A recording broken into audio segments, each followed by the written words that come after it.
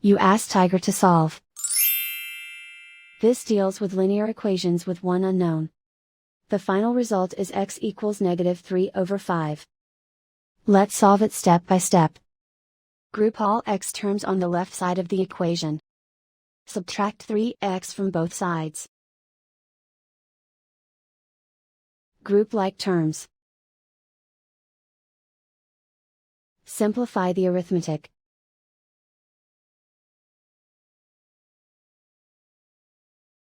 Group all constants on the right side of the equation. Subtract 6 from both sides. Simplify the arithmetic.